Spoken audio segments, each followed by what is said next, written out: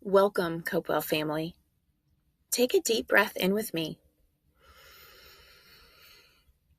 and let it out.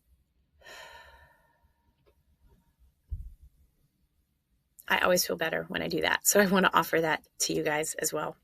For this episode, I just wanted to make it short and simple and give you guys a grounding strategy for anxiety. This is kind of a crisis survival skill that can fall into the category of distress tolerance if we're talking about dialectical behavior therapy.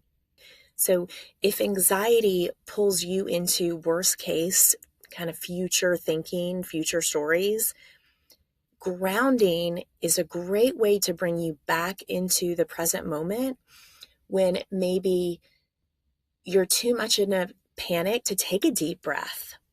Sometimes our breath isn't always accessible, and it can be hard to calm the body down by breathing deeply into our belly if we're in such a panic that we're breathing high in our chest and very quickly. So I would offer grounding first.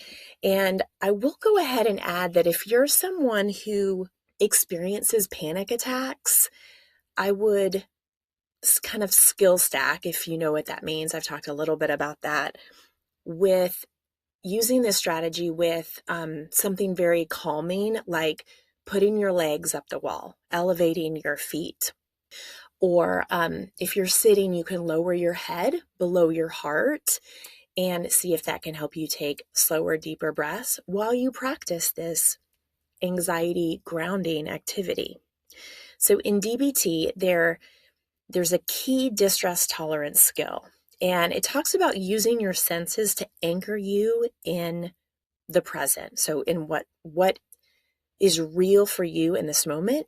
Maybe it's just grounding you in your environment. So it helps get you out of your mind, and that frees us from anxiety, right? If we're not focusing on what our mind is predicting and worrying about, and we come back to just what is real for us in the moment, it can be very freeing, even if this helps lessen anxiety just a tad and help you feel a greater sense of control. This is similar to the 5-4-3-2-1 strategy that probably a lot of you are already familiar with, but I would love for you to practice this. And there'll be another version of this audio for my paid subscribers where I do walk you through this practice. I wanted to share this tool with you today because my child had a panic attack for the first time, and she was totally freaked out by it. She didn't know what was happening, but she also had no control. And this was the tool that I offered her. So this is one of those tools that I offered to you because I've used it and I've seen it firsthand in action. It's not just one of those things you hear about that is helpful for some people. It's an actual helpful practice that I was able to use with my daughter. Now, I guided her through naming objects, adding detail if she could. She could hardly take a breath. She was in so much of a panic. But afterwards, she did have a greater sense of control and was able to slow down her breathing some. So I've seen it be effective, and I hope this is effective for you too. So the way it starts is, if you notice anxiety is visiting, you have to have the self-awareness to know that you want to use a tool. And the more you practice tools in the moments of calm, it will help set you up for success for when these moments aren't so easy, when the difficult times show up. Look around you and silently name 3 things in your environment. Go ahead and practice that now. Pretty simple. At first, just notice the items and name them.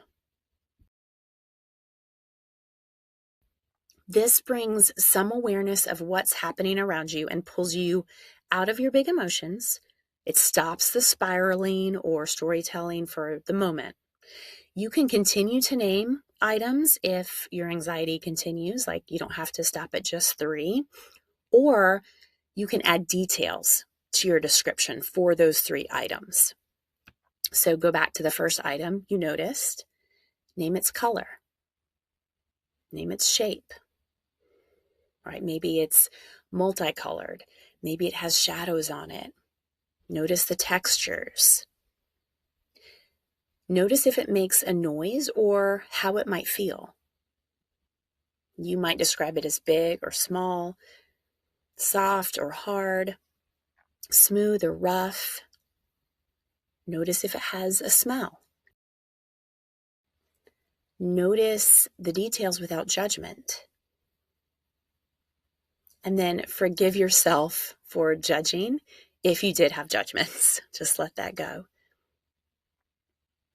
This practice helps you begin to tune in using multiple senses, right? By adding details. Does it have a sound? What would it feel like? It's like that 5, 4, 3, 2, 1 grounding activity. But I find this is simpler to use in moments of intense anxiety, right? Crisis survival skills.